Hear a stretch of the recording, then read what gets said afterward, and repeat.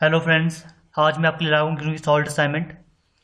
इस असाइनमेंट में आपको मैं असाइनमेंट के साथ ये भी बताऊंगा कि लास्ट डेट क्या है आपके असाइनमेंट सबमिशन की, और कैसे आपने असाइनमेंट को सबमिट करना है, और कहाँ आपके असाइनमेंट को सबमिट करना है, और साथ में ही कैसे बेटर प्रेजेंटेशन कर सकते हो आप असाइनमेंट में, और कैसे आप इम्प्रूवमेंट कर सकते हो असाइनमेंट में। वो भी मैं एक ही वीडियो में बताऊँगा। मीन्स एक ही वीडियो में आपको पूरा पूरा मेथड में बताऊँगा कि कैसे आपने बनाना है, कैसे सबमिट करना है और कहाँ सबमिट करना है, और कैसे आप बेटर प्रेजेंटेशन कर सकते हो असाइनमेंट में। क्योंकि मेनली अगर आप असाइनमेंट में बेटर प्रेजेंटेशन करते हो तो आप अच्छा स्कोर कर सकते हो। और साथ में मैंने एक प्लेलिस्ट बनाई ग्रीन सॉल्ट असाइनमेंट की सेशन के लिए, उसका लिंक मैंने डिस्क्रिप्शन बॉक्स में इंसर्ट कर दिया है। और साथ में जो जो इस असाइनमेंट का क्वेश्चन पेपर है उसका लिंक भी मैंने डिस्क्रिप्शन बॉक्स में इंसर्ट कर दिया है।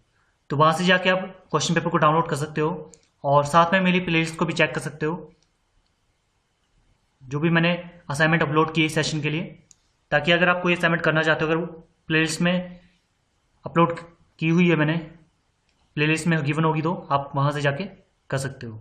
तो हमेशा जब भी आप यूट्यूब पे कोई स्टडी वीडियो देखते हो तो हमेशा उसका डिस्क्रिप्शन बॉक्स चेक किया करो, क्योंकि डिस्क्रिप्शन बॉक्स में रिलेटेड टर्म्स गिवन होती है।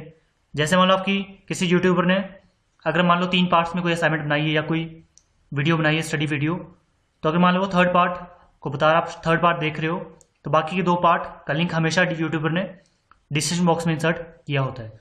तो हर एक असाइनमेंट में हमेशा, या कोई वीडियो भी स्टडी वीडियो आप देखते हो तो हमेशा डिस्क्रिप्शन बॉक्स चेक किया करो। और कभी भी आपको कोई भी प्रॉब्लम आती है इग्नू में तो किसी से भी इंक्वायरी मत करो, क्योंकि कोई आपको कुछ भी बता सकता है, कोई बोलेगा ऐसा करो वैसा करो। अगर कोई भी आपको प्रॉब्लम है, कोई भी इश्यू है इग्नू से रिलेटेड, तो डायरेक्ट आपके स्टडी सेंटर से कांटेक्ट करो या फिर आपके रीजनल सेंटर से कांटेक्ट करो, क्योंकि सबसे बेटर गाइडलाइंस आपको आपका स्टडी सेंटर ही दे सकता है, या फिर आपका रीजनल सेंटर दे सकता है। किसी और से आप पूछोगे वो आपको रॉन्ग इन्फॉर्मेशन भी दे सकता है, फिर उसको भी नॉलेज नहीं होगी, वो कुछ ऐसे बता देगा कि ये है करो वो करो। लेकिन फॉर योर बेटर गाइडलाइंस हमेशा आपके स्टडी सेंटर से कांटेक्ट करो, किसी से मत पूछो, डायरेक्ट आपके स्टडी सेंटर से कांटेक्ट करो, क्योंकि वही आपको सबसे अच्छी गाइडलाइंस दे सकता है।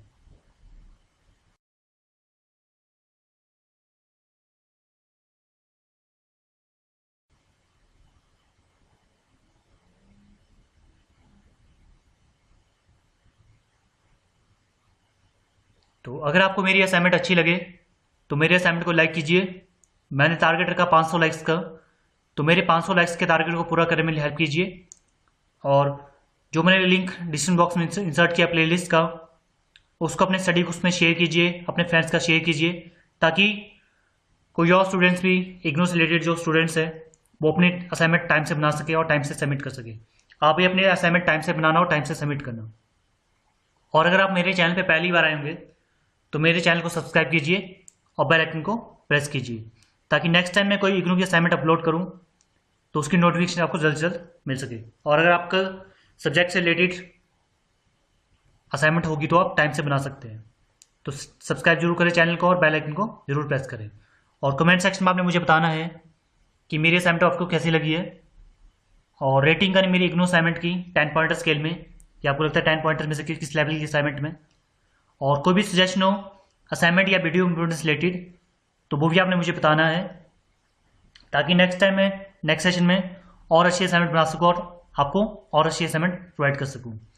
और जब भी आपको असाइनमेंट वापस मिले सबमिशन के बाद, तो आपने मुझे जरूर बताना कि आपको 100 में से कितने मार्क्स मिले, 100 में से कितने मार्क्स मिले, ताकि नेक्स्ट सेक्शन में नेक्स्ट ईयर में मैं और इम्प्रूवमेंट कर सकूँ और आप और अच्छा स्कोर कर सकूँ।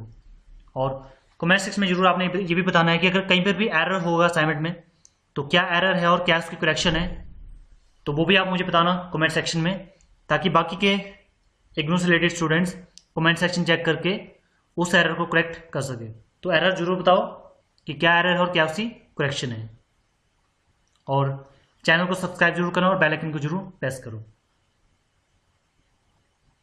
और अगर असाइनमेंट अच्छी लगे तो मेरे असाइनमेंट को लाइक कीजिए।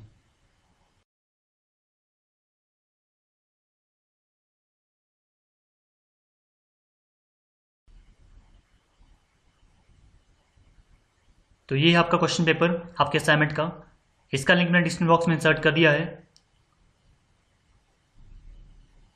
तो वहां से जाके आप उसको डाउनलोड कर सकते हो।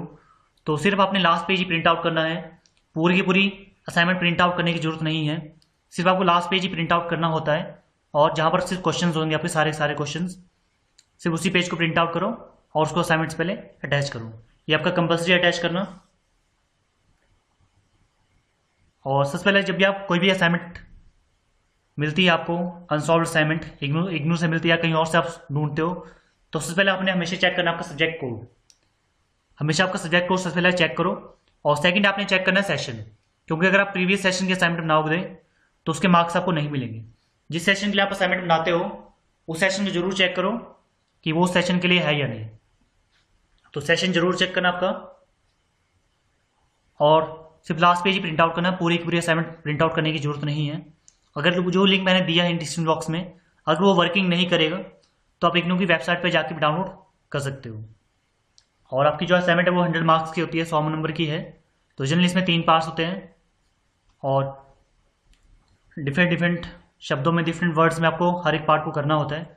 अगर मान लो कहीं पर आपको वर्ड्स नहीं लिखे हैं तो आप अपने को अकॉर्डिंग टू जितने मार्क्स का है उसके अकॉर्डिंग आप कर सकते हो, अपने अकॉर्डिंग कर सकते हो। जैसे मान लो अगर आपको 2 मार्क्स का है कोई क्वेश्चन है, उसमें लिखा नहीं कितने वर्ड्स में, तो 2 मार्क्स के लिए आप जनरली 50 वर्ड्स लिखो। वैसे ही अपने अकॉर्डिंग आप एडजस्ट कर सकते हो।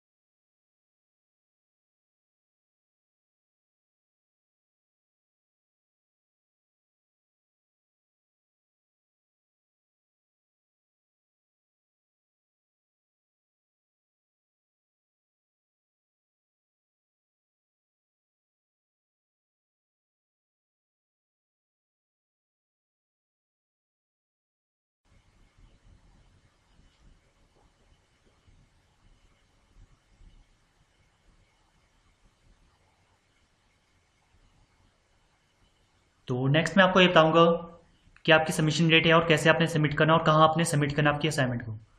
तो जो स्टूडेंट ने एनरोल किया है इस साल जुलाई में, उनकी लास्ट डेट है अप्रैल नेक्स्ट ईयर में, और जो स्टूडेंट नेक्स्ट ईयर जनवरी में एडमिशन लेंगे उनकी लास्ट डेट है अक्टूबर नेक्स्ट ईयर में।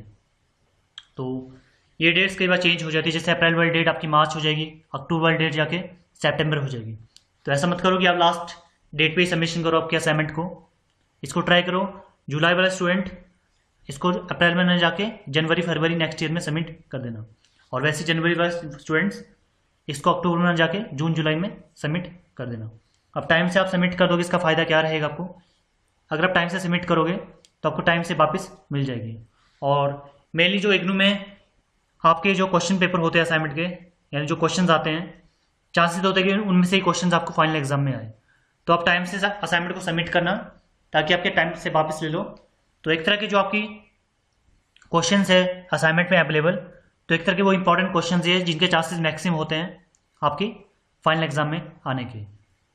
तो जो भी करंट असाइनमेंट है या पिछले साल के असाइनमेंट भी देख लेना, और साथ में अगर आपको प्रीवियस ईयर क्वेश्चन पेपर मिलते हैं तो उन सारे क्वेश्चन को पढ़ लो, क्योंकि चांस से आपके एग्जाम में उनमें से क्वेश्चन आएंगे।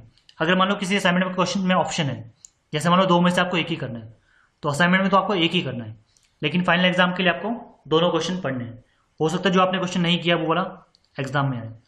तो ऑप्शन वाले सारे के सारे जो भी क्वेश्चन अवेलेबल होते हैं, चाहे ऑप्शन है चाहे नहीं है, सारे के सारे क्वेश्चन आपको फाइनल एग्जाम के लिए पढ़ने ही है। और कहाँ आपने सबमिट करनी है आपके असाइनमेंट, तो coordinator of the student study centre. तो जो भी आपने स्टडी सेंटर सेलेक्ट किए होंगे, तो वहाँ पर स्टडी सेंटर में कोई ना कोई आपके कोऑर्डिनेटर सेलेक्ट होते हैं पर्टिकुलर प्रोग्राम के लिए। जैसे बैचलर ऑफ आर्ट्स के लिए डिफरेंट होंगे, बैचलर ऑफ साइंस के लिए डिफरेंट होंगे, बैचलर ऑफ कॉमर्स के लिए डिफरेंट होंगे। जो भी आपका कोर्स है उसके लिए आपके कोऑर्डिनेटर डिफरेंट होंगे। तो असाइनमेंट बनाने से पहले आपके कोऑर्डिनेटर या फिर आपने स्टडी सेंटर से पूछना है कि आपने असाइनमेंट किस शीट में बनानी है। जैसे कई जगह बोलते हैं कि ब्लू शीट में बनाओ, कई जगह बोलते हैं फाइल में बनाओ, कई जगह बोलते हैं कि नोटबुक में बनाओ।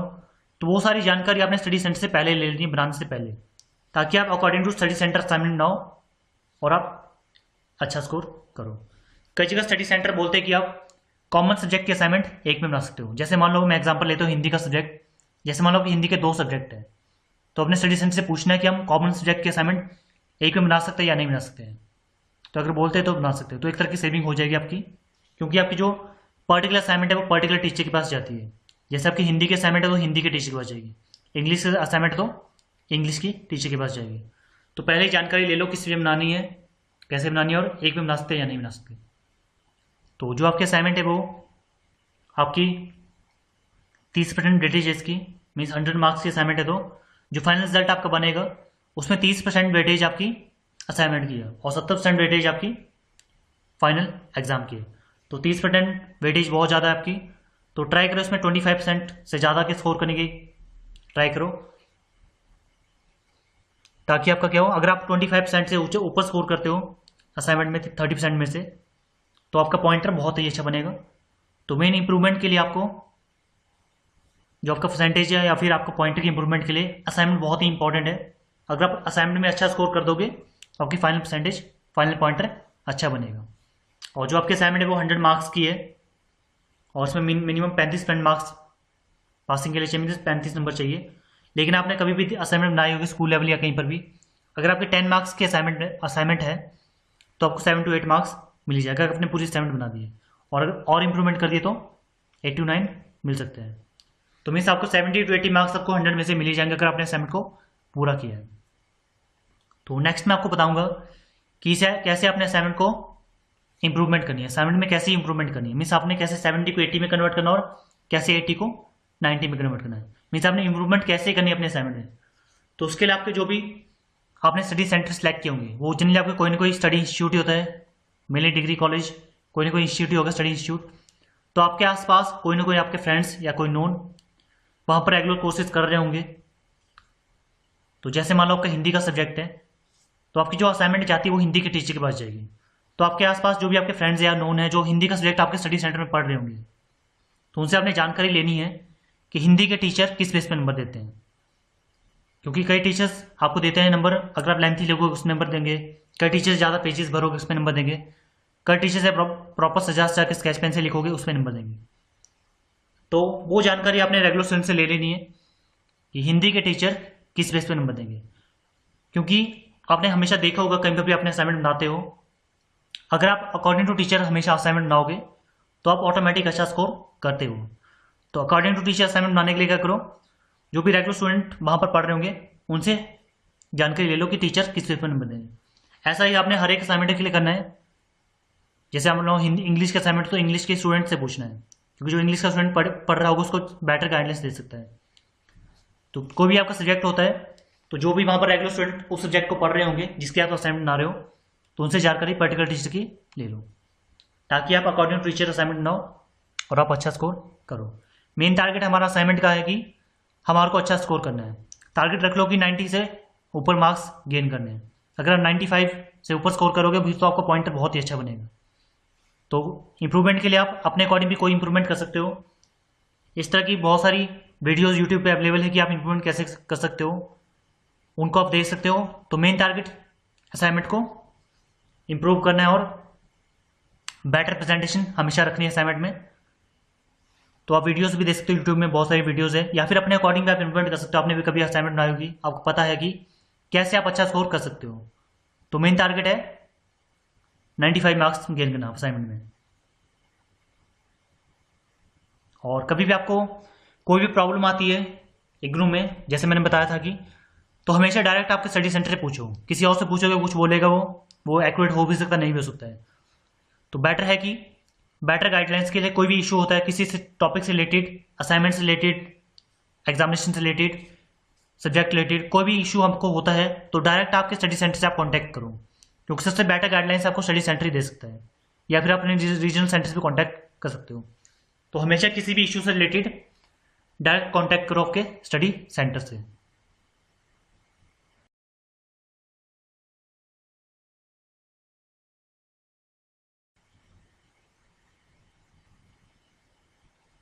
तो इस तरह का फ्रंट पेज बना सकते हो आप।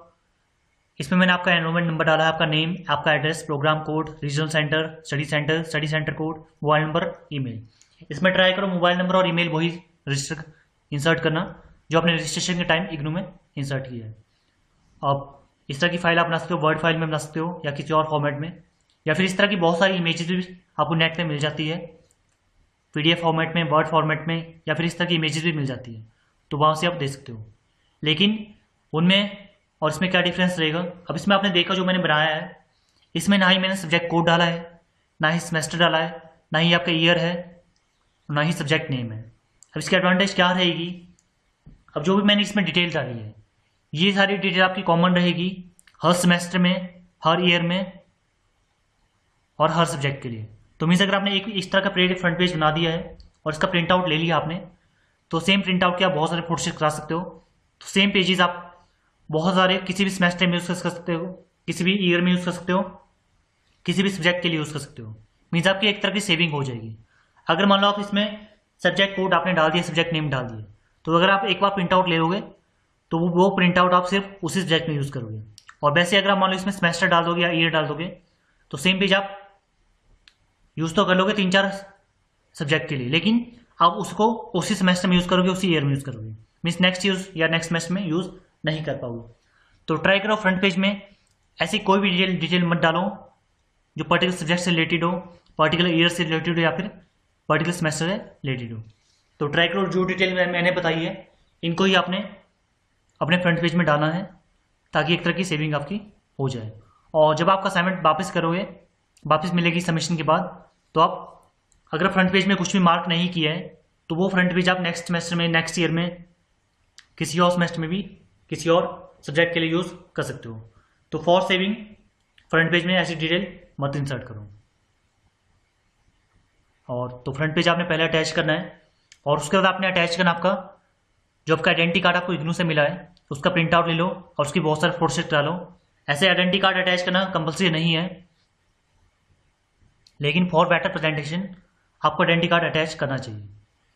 क्योंकि अगर मान लो अपने फ्रंट पेज में कोई एरर दिया है आपकी डिटेल में, तो जो भी आपका स्टडी सेंटर या इग्नू वाले हैं, तो वहाँ से आपकी करेक्शन कर सकते हैं आइडेंटिटी कार्ड से, क्योंकि वहाँ पर आपकी डिटेल यूनिक है। और तो थर्ड आपने अटैच करना आपका क्वेश्चन पेपर, जो मैंने बताया था कि आपकी क्वेश्चन असाइनमेंट क्वेश्चन बुकलेट में लास्ट पेज होता है जनरली, या मैक्सिमम 2 पेज है, उसका प्रिंट आउट ले लो सिर्फ उसी पेज का। और फोर्थ आपने अटैच करना आपकी असाइनमेंट। तो पहले आपका फ्रंट पेज, फिर आपका ID कार्ड, फिर आपका क्वेश्चन पेपर, फिर आपकी असाइनमेंट। इसके साथ साथ आप एक और चीज़ अटैच कर सकते हो, आपके सब्जेक्ट नेम, सब्जेक्ट कोड और ईयर के लिए एक पेज ले लेना, उसमें हैंड रिटन लिख दो।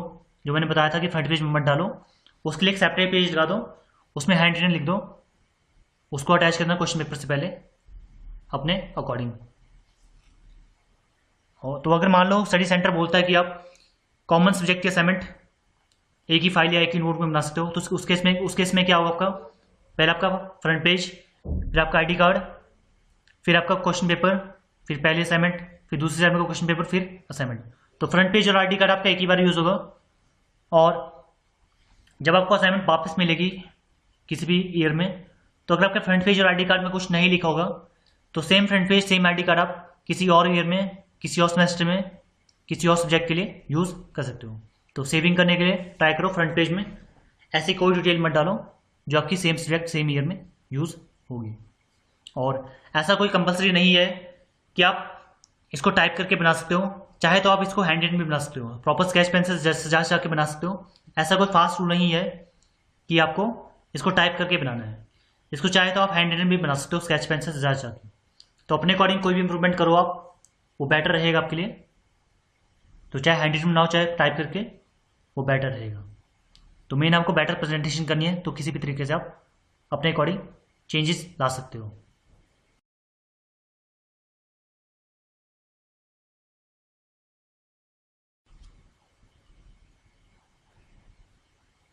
तो यहाँ से आपका असाइनमेंट स्टार्ट हो रही है। तो जो भी आपका, जैसे जो असाइनमेंट जनरली आपके 3 पार्ट्स की होती है, तो जो भी आपका पार्ट चल रहा है और जो भी आपका क्वेश्चन है, क्वेश्चन और जो आपका आंसर है और जो हेडलाइन बोल्ड पोर्शन है, ट्राई करो कि उनको स्केच पेन या ब्लैक पेन से लिखो। क्योंकि एक बेटर प्रेजेंटेशन के लिए आपको देखा होगा आपने कभी भी स्कूल लेवल या कहीं पर भी, अगर आप प्रॉपर सजा के लिखने के लिए लिखते हो असाइनमेंट को प्रॉपर स्केच पेन का यूज़ करके, तो आपकी बेटर प्रेजेंटेशन रहती है असाइनमेंट में और आप बेटर स्कोर करते हो। तो हाईलाइटेड पोर्शन जो और जो भी आपका भाग चला है, क्वेश्चन है, आंसर, बोल्टेड पोर्शन, उनको स्केच पेन या ब्लैक पेन से लिखो। और ट्राई करना कि जो आप sketch pen black pen use करोगे वो आप सेम ही यूज़ करना पूरी की पूरी असाइनमेंट में, और वैसे जो आप ब्लू पेन या जेल पेन यूज़ करोगे बाकी लिखने के लिए, उसको भी पूरी पूरी असाइनमेंट में सेम ही करना। अगर आप बीच में कभी भी चेंज करते हो स्केच पेन या ब्लैक पेन, या फिर जो आपका पेन चेंज करते हो, तो एक तरह का बैड इफेक्ट रहता है आपके असाइनमेंट का आपके को बैड इफेक्ट रहेगा टीचर के ऊपर जो असाइनमेंट चेक करेंगे। तो फॉर बेटर इफेक्ट, आपको बेटर असाइनमेंट प्रेजेंटेशन के लिए क्या करो, आप सेम ही पेन यूज़ करना, सेम स्केच यूज़ करना पूरी की पूरी असाइनमेंट में। और इसका ध्यान रखो कि इसको आप फाइनल एग्जाम में भी आप जब करोगे तो वहाँ पर भी इसका ध्यान रखना।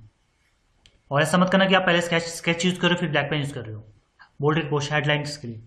तो अगर स्केच पेन यूज़ करोगे तो सेम ही स्केच यूज़ करना, ब्लैक पेन यूज़ करोगे तो सेम ही ब्लैक पेन। और इस असाइनमेंट में जो भी मैंने क्वेश्चन किया है, जैसे मान लो आपका कोई क्वेश्चन अगर 500 वर्ड्स का आपको करना है, तो मैंने इसमें 500 से ज़्यादा वर्ड्स का किया है, हो सकता है मैंने 700-800 वर्ड्स का किया है। ऐसा मैंने इसलिए किया है ताकि आप क्या करो, पहले हर एक क्वेश्चन को पहले पूरा पढ़ो। हर एक क्वेश्चन आपने पहले पूरा पढ़ना है, उसका जो जो क्वेश्चन में आपको मेन पॉइंट्स लगते हैं क्वेश्चन पॉइंट ऑफ व्यू से, उनको ही आपने असाइनमेंट में लिखना है। पूरा पूरा लिखने की जरूरत नहीं है, जो आपको क्वेश्चन पॉइंट ऑफ व्यू से इंपॉर्टेंट लिखे लगेंगे सिर्फ आपने उनको ही लिखना है। एक्स्ट्रा कंटेंट को हटा दो क्योंकि इसमें एक्स्ट्रा कंटेंट है। जो जो आपको इंपॉर्टेंट लगेंगे क्वेश्चन पॉइंट ऑफ व्यू से, उनको ही आपने अपने असाइनमेंट में लिखना है। तो हर एक क्वेश्चन को पहले पूरा पढ़ो और फिर एक्स्ट्रा कंटेंट को हटा दो और जो जो मेन पॉइंट्स आपको है उनको लिखो। इसका फ़ायदा क्या रहेगा, एक तो आपकी असाइनमेंट भी यहाँ से अच्छी बनेगी, सेकंड आपको असाइनमेंट की नॉलेज भी होगी। और मैंने जैसे बताया था कि फाइनल एग्जाम में चांसेस है कि जो आपके असाइनमेंट के क्वेश्चन है वही फाइनल एग्जाम में आएंगे। तो एक तरह की आपके असाइनमेंट नोट्स ही है। तो जो आपको असाइनमेंट वापस मिलेगी, तो वहाँ से आप जब पढ़ोगे तो आप इजीली उसको रिमेंबर कर सकते हो फाइनल एग्जाम के लिए। तो हर एक क्वेश्चन को पहले पूरा पढ़ो और मेन मेन पॉइंट्स आपने लिखना है, एक्स्ट्रा कंटेंट हटा दो, जितने वर्ड्स में बोला उतने उसमें कंपाइल करो, ताकि आपकी असेंबली भी अच्छी बने, आपको असेंबली की नॉलेज भी हो और यहीं से आपकी फाइनल एग्जाम की तैयारी भी हो जाए। तो मैं इसमें स्लोली मूव कराऊंगा ताकि आपको टाइम मिल सके। अगर आपको स्पीड ज़्यादा लगेगी तो आप पॉज करके भी लिख सकते हो, लेकिन मैं इसमें स्लोली मूव कराऊंगा। अगर स्पीड ज़्यादा होगी तो आप पॉज करके लिख देना। और कोई भी एरर हो कहीं पर तो उसकी करेक्शन जरूर बताना कमेंट सेक्शन में, और क्या उसकी कहाँ क्या एरर है क्या करेक्शन है वो भी करना। तो अपने अकॉर्डिंग आप करेक्शन ठीक कर देना कोई भी एरर होगा।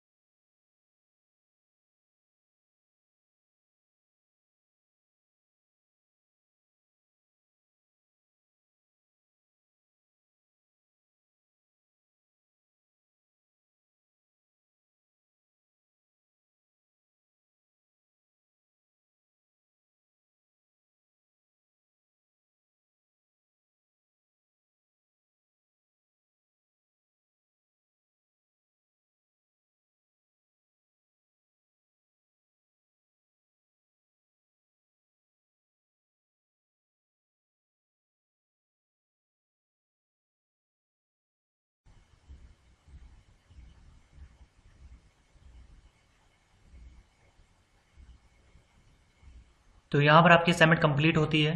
तो अगर आपको मेरी असाइनमेंट अच्छी लगे तो मेरी असाइनमेंट को लाइक कीजिए।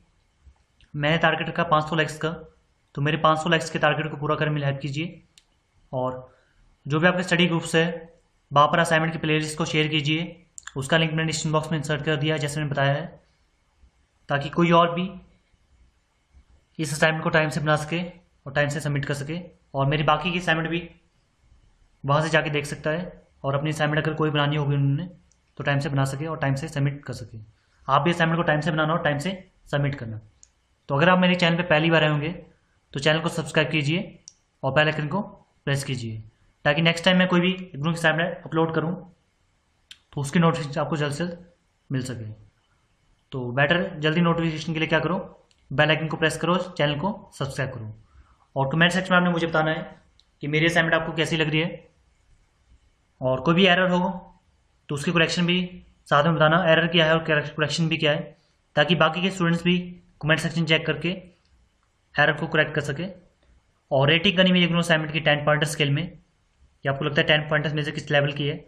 और कोई भी सजेशन हो असाइनमेंट या वीडियो इंप्रूवमेंट्स रिलेटेड तो वो भी आपने मुझे बताना है, ताकि नेक्स्ट टाइम मैं और बेटर असाइनमेंट बना सकूँ और इम्प्रूवमेंट कर सकूँ और आपको और अच्छी असाइनमेंट प्रोवाइड कर सकूँ। और जब आपको असाइनमेंट वापस मिलेगी चेक होने के बाद तो आपने मुझे जरूर बताना कि आपको 100 में से कितने मार्क्स मिले हैं, 100 में से कितने मार्क्स मिले हैं, ताकि नेक्स्ट टाइम मैं और आप नेक्स्ट सेशन में आपको मैं और अच्छी असाइनमेंट दे सकूँ और आप और अच्छा स्कोर कर सकूँ। तो thanks for watching my assignment. मिलते हैं फिर नेक्स्ट असाइनमेंट में। Bye bye.